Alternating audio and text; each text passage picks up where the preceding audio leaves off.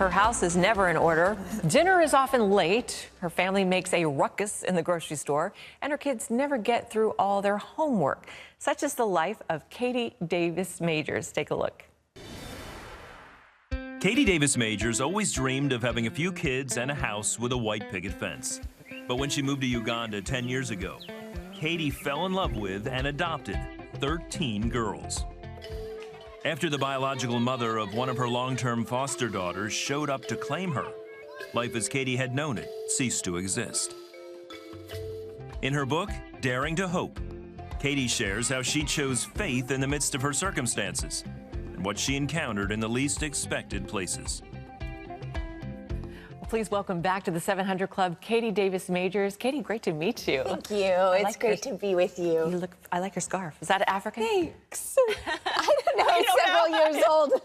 Okay, look, you were 18, right, when you went on this mission trip to Uganda. Yes. And you were still in high school. You said, I'm not going to college. I mean, this changed your life. What happened? It did. I had been there for 3 weeks over my Christmas break in high school and just fell in love with the warm, hospitable, gracious people there, and also really felt overwhelmed by the need. So I was invited back by a Ugandan pastor who ran an orphanage. He asked me to come and help him teach kindergarten in a school that he was trying to start. So I came back and finished high school and decided to forgo college for a year to move to Uganda and volunteer. And when you got there, you didn't just fell in love anymore, even more, yeah. You didn't just volunteer. You adopted 13 daughters, well, 13 girls that became your daughters. How does a single 18-year-old girl do that? Well, it was over the course of several years.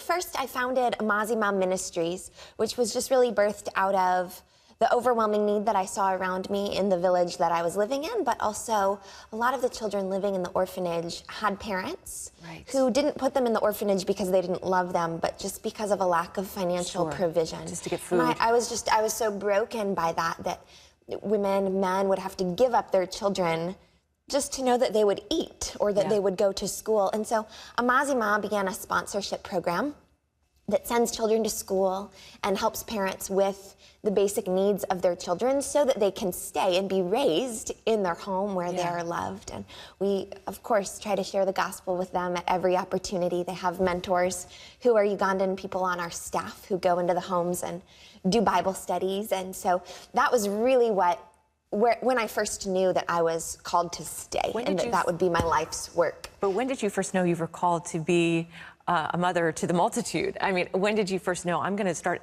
adopting these kids? Yeah, I had 3 little girls come and stay with me, and originally it was to be a short-term foster placement while we looked for other family that might be able to take them in. And because of the circumstances, when there wasn't a good place for them to go, I began the process to foster them long-term. And God just made it clear to me that actually we were to be a family. And so I began kind of the long paperwork process to adopt them. And you had one daughter named Jane that you'd had, I guess, from a very early age, and now in several years into being her mom, her mother came back to claim her. Yes. What was, I can't even imagine what that was like. It was so difficult. We had had short-term foster children before that we intended to resettle back with their families, but for Jane, we had looked.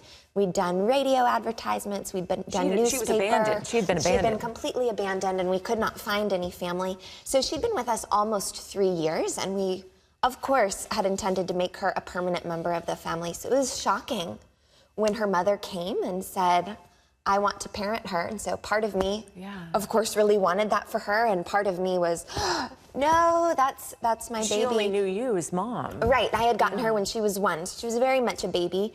And how did God help you release her back to her mom? I mean, I wrestled. It was big for me to question God and say, okay, God, I'm praying for this thing, and you're giving me this thing. Yeah. And what do I do with that? And I think God really showed me that He doesn't always give us the yes that we're praying for, but He's always near to us. Do you still get to see her? Struggle. I do. We get to see her sometimes, and she's doing well. And, oh, good. Yeah. Well, that's good. Well, you also went through the death of a close friend named Catherine. Yes. How did you handle that grief?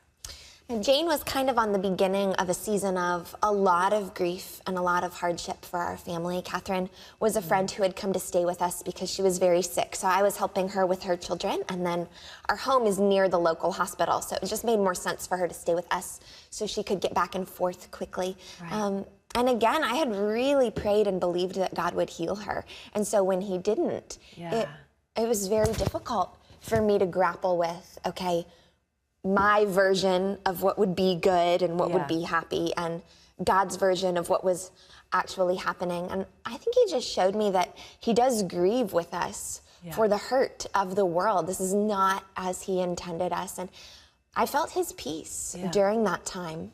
Yeah, I guess we get to identify with Jesus as a man of sorrows. Absolutely. And Jesus wept yes. during those times that aren't fun. But so here you are, a single mom of 13 girls, and there's a guy that wants to date you. How does that happen?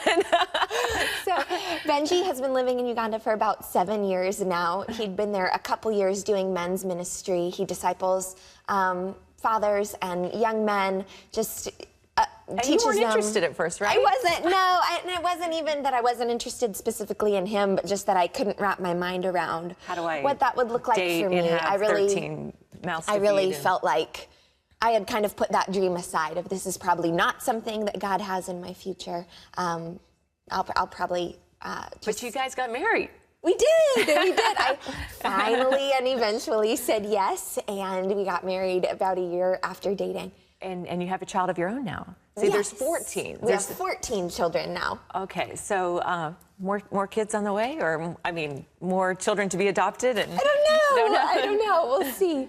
Well, this is just a fascinating story of someone who, you really followed your heart, you followed your dreams, and what an amazing story that's unfolding, and you're still very, very young, so we know there's many more chapters ahead. Katie's book is called Daring to Hope, and it's amazing. It's available wherever books are sold. Plus, we have a social exclusive interview with Katie. To watch that, just go to facebook.com/700club. Katie, you are such an inspiration, and God bless you. Thank you so much.